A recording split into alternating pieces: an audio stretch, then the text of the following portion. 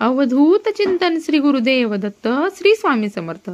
आपल्या घरामध्ये सुख, शांती, आरोग्य आणि समृद्धी टिकवण्यासाठी वास्तुशास्त्र खूप महत्त्वाचं आहे। धर्मग्रंथामध्ये देखील वास्तुशास्त्राचं विशेष स्थान सांगितलं आहे।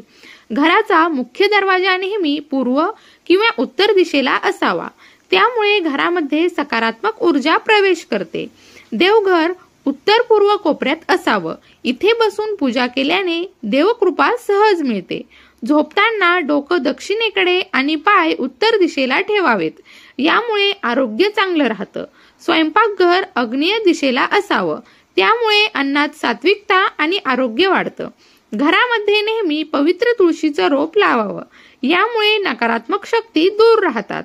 घरात तुटलेली मूर्ती किंवा फुटलेली वस्तू ठेवू नये, त्यामुळे दुर्भाग्य येतं।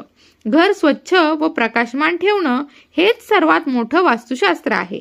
त्यामुळे धार्मिक वास्तुशास्त्र पाळलं तर घरात शांती, आनंद आणि लक्ष्मीचं वास्तव्य नक्कीच होतं। भिवू नकोस, स्वामी सदैव पाठीशी आहेत।